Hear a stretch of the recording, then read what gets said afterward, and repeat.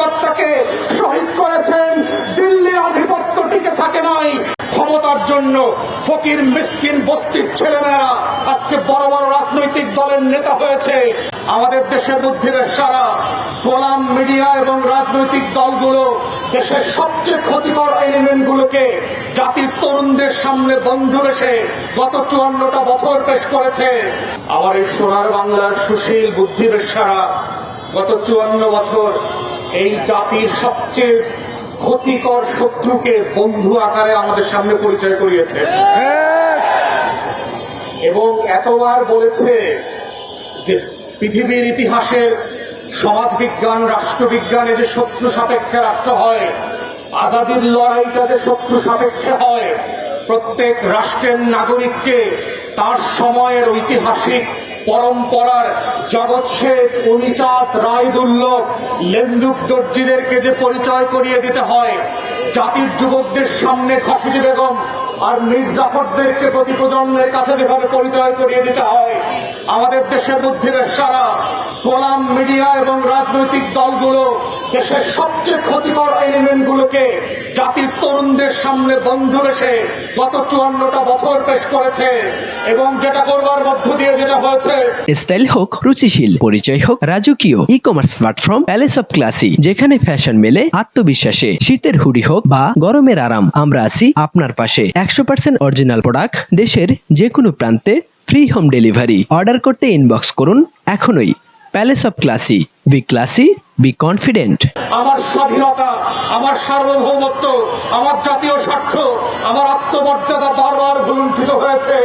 রাজনৈতিক দলগুলো যেভাবে আমার হাসনাত ভাই বলে গেছে এত পাইনলেস বোনলেস হয়েছে, ক্ষমতার জন্য ফকির মিসকিন বস্তির ছেলেমেয়েরা আজকে বড় বড় রাজনৈতিক দলের নেতা হয়েছে। ওর নাম পরিচয় নাই, ওদের শিক্ষা দীক্ষা নাই, যারা শত্রু চেনে না, যারা আজাদির লড়াই বোঝে না, যারা হাজার বছরের ইতিহাসের স্বাধীনতা সার্বভৌমত্ব বোঝে না, ওই সকল ক্লাউন গোলামরা আজকে বাংলাদেশের রাজনৈতিক দলের নেতা এবং তারাই প্রত্যেক পাড়ায় মহল্লায় এলাকাবাসীর কাছে ভোট চেয়ে বেড়াচ্ছে। তারা আগামী সংসদটাকে কিভাবে আজাদির সাথে বেইমানি করে, গণ অভ্যুত্থানের সাথে বেইমানি করে বাংলাদেশকে আবার নতুন করে দিল্লির কাছে বেঁচে দেবে, সেই নাটক মঞ্চস্থ চলছে। আমাদের বক্তব্য খুব পরিষ্কার, বাংলাদেশ 5ই আগস্টের অতীতে ফিরে যাবে না।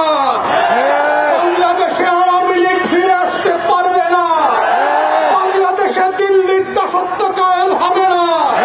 বাংলাদেশে কত সাংবাদিক সুশীলরা এদেশের আজাদির লড়াইকে দিল্লির কাছে বেঁচে দিতে পারবে না। এই বক্তব্য খুব পরিষ্কার। যারা বাংলাদেশের আনাচে কানাচে প্রান্তে ঘুরে বেড়ান নাই, যারা বাংলাদেশের অলিতে গলিতে টং দোকানে আজাদির আকাঙ্ক্ষা বোঝেন না, যারা ওসমান হাদির নামটা পর্যন্ত সুন্দর করে উচ্চারণ করতে পারেন না, যারা ইনকিলাব মঞ্চের নাম শোনেন নাই, তারা আগামী দিনের বাংলাদেশে অপ্রাসঙ্গিক হয়ে যাবেন। এবং এটাই হচ্ছে আগামী দিনের রাজনীতির মূল তত্ত্ব কথা। এটাই হচ্ছে আজাদির বাংলাদেশ, এটাই হচ্ছে বাংলাদেশ 2। এবং সেই বাংলাদেশ 2 লড়াইতে একটা দুইটা বুলেট না, লক্ষ বুলেট দিয়েও এই আজাদির লড়াই বন্ধ করা যাবে না। আপনারা বারবার চেষ্টা করেছেন, হেফাজতের গণহত্যা হয়েছে, 1,64,000 বুলেট পেরেছিলেন, আওয়ামী লীগ ক্ষমতায় থাকতে পারে নাই। বিরোধী দলের 15,000 নেতা কর্মীকে গুম খুন করেছেন, আওয়ামী লীগ ক্ষমতায় থাকতে পারে নাই।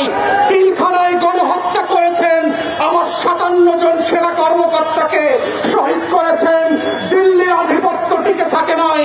নির্বাচন ব্যবস্থা ধ্বংস করে দিয়েছেন। 16 বছর ধরে গোলাম গণমাধ্যম দিয়ে বাংলাদেশের আজাদির বিপক্ষে প্রত্যেক দিন তথ্য সন্ত্রাস করেছেন, আওয়ামী লীগ ক্ষমতায় থাকতে পারে নাই।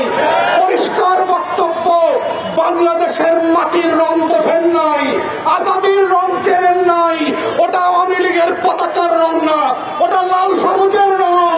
ওটার জন্য লক্ষ লক্ষ মানুষ জীবন দেওয়ার জন্য যেমন প্রস্তুত আছে, আগামী দিনেও থাকবে। অর্থাৎ শত্রুরা সাবধান, লক্ষ বুলেট প্রস্তুত রাখতে পারেন।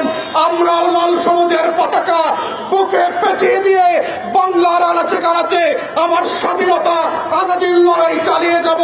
শরীফ ওসমানদেরকে নতুন করে পাড়ায় মহল্লায় আবার পরিচিত করানো হবে এবং সেভাবেই প্রজন্ম থেকে প্রজন্ম ইনকিলাব জিন্দাবাদ হয়ে থাকবে।